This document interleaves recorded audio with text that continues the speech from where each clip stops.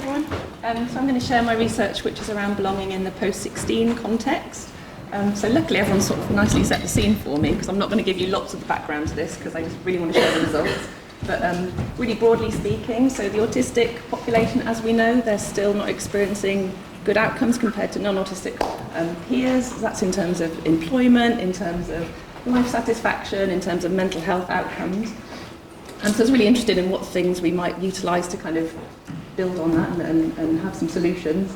I looked at the post-16 context because we know a little bit about school belonging. We know how supportive that can be. Some of the trainees here have done some research around school belonging in the autistic population, and we know that that can be really supportive. Broadly speaking, school belonging can longitudinally kind of have some good outcomes in terms of reduced mental health difficulties. So there's a prospective Australian cohort study that looked at belonging kind of through the lifespan, and it's a predictor of positive outcomes in mental health. But I was really interested in post-16 because actually as a kind of research field, it's quite under-researched. As you all know, from 2015, we've been EPs have a role in the further education context. But actually, in terms of content, we don't really know beyond the kind of transition phase. There's not a lot of content about what people's experiences are, and thinking about preparing for adulthood, thinking about what comes next after college. I think it's really important that we really understand better what those experiences are and what we can build on to kind of promote belonging with those P4A outcomes in mind. So thinking about community engagement, thinking about health. So there's a link there. Another thing that's really important to me is the autistic voice and promoting that through the research. So historically, research has been kind of done to this population. They haven't really set their own kind of research priorities and agenda. And there's been lots of research, for example, about the biological basis of autism, whereas actually the autism community aren't really interested in that. They just want to know what's going to help their lives and help things move forward. And so a lot of people have talked about school belonging already. I was kind of interested in kind of belonging as we leave school. It's a slightly more difficult concept to pin down after school belonging. So that Good and Grady quote's really quite consistent in terms of the research and what people say is important to them at school. But beyond that, it's a little bit more complicated. So we know it's in Maslow's hierarchy. We know the kind of Baumeister and Leary's definition, which is about kind of is a social belonging as a kind of human need, a fundamental driver. But actually, kind of more contemporary research puts it in a more ecosystemic model. So thinking more about there are kind of spatial, relational aspects, there's emotional aspects to it. And Kelly Ann Allen, who's an Australian researcher, she's done a lot of work in this area. She's kind of found these kind of key elements which are both about kind of internal skills and capacities, but also in the context of broader society and cultural, etc. Aspects. So that was the kind of model I drew on for this. So I was really interested in how young people experience belonging and some of the kind of factors that might serve to facilitate or act as a barrier to belonging for this population. So in terms of the how, I've got Hart's Ladder on there because a really key thing for me was thinking about how this could be inclusive and promote as much participation as possible. Despite that, interestingly, I only got to number 5. So within the kind of context of a thesis research, it's really hard to kind of get beyond that. So I included the autistic community in the process, but at the end of the day, I was setting the research questions. I was driving that.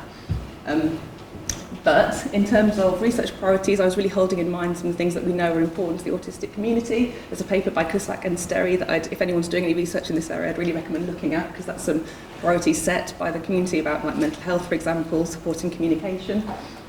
I use an ethical framework, which is Casio, if everyone's interested, and that's really thinking about how you can kind of do person-oriented research. It's particularly relevant for when you're working with marginalised groups. So thinking about things like how can you individualise that process, how can you really kind of build relationships through the research process.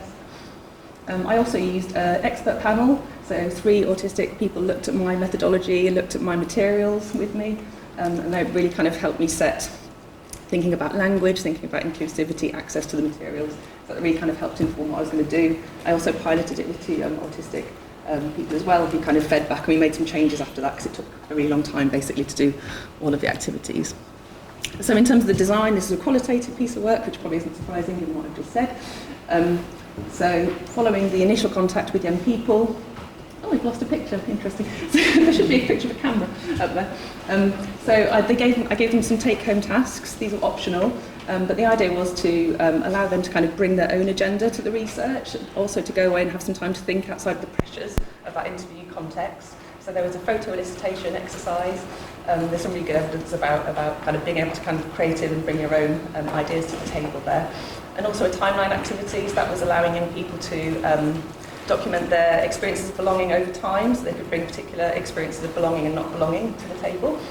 So those two were optional, but the part that wasn't optional was all young people had to kind of talk to me in a semi-structured interview, so they could bring their materials to that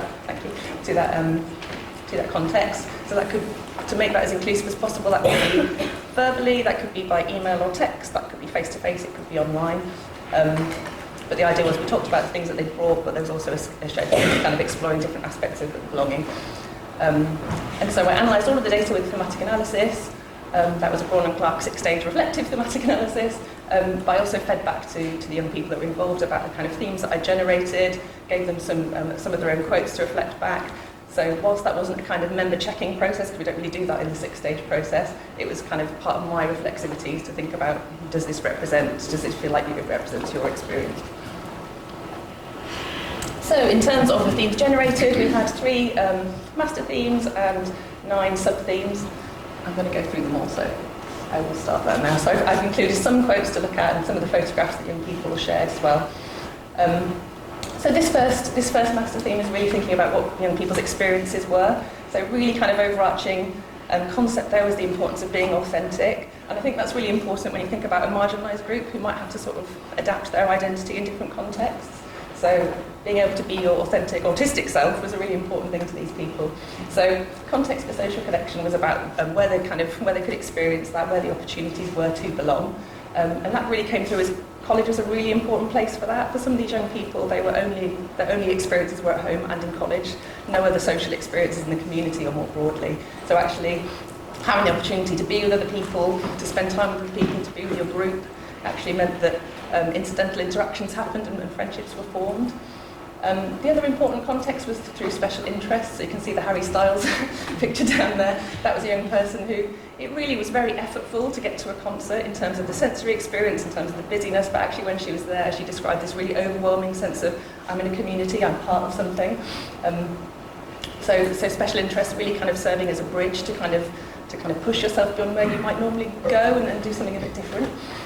So safety and affirmation spoke to the kind of relationships that people forged as a result of those things. So a lot of discussion about autistic peer relationships and meeting other people with autism, maybe more exposure in college than they might have had in their secondary school, but actually how valuable that was, how important it was to kind of share experiences and kind of relate.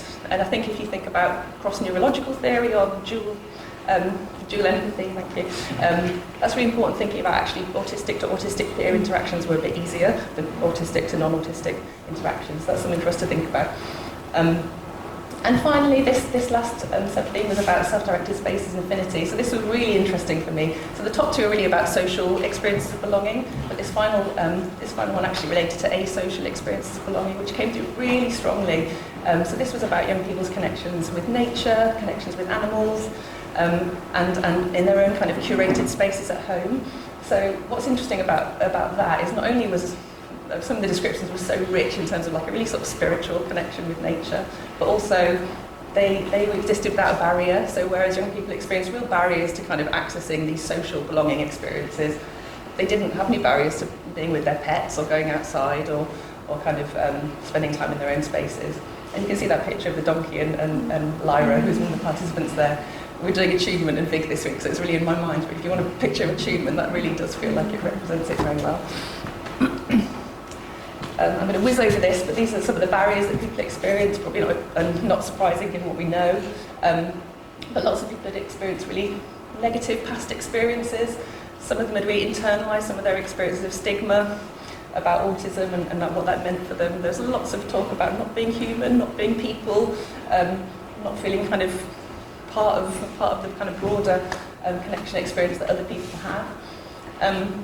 The next one was about fitting in and navigating in the social world. I should have actually probably called that navigating the non-autistic social world, because that was really where the barriers were. So thinking about what we might do, I think it's really important to think about autistic to non-autistic communication as a mutual thing. So I know we're going to talk about social skills programs next, but I'm really interested to think about how can actually everyone improve their understanding to communicate between groups. And sensory challenges, so that also comes through lots of literature about that kind of creates a barrier to even accessing the opportunity. So if you can't go in the canteen because there's too many smells, it feels too overwhelming, you're not going to be able to meet and join with other people. Really briefly, some of the things that people said was facilitative. So really important to have quality spaces, in the kind of, particularly in the college context. So thinking about places that are quiet, familiar, maybe places that they can curate and kind of make their own, but really having some respite from that sensory experience. Thank you. And those spaces often had key adults in them, from what people describe. So again, what we know about attuned relational key things are really important there. Just thinking about, is there a person I can feel like I can relax with and really share?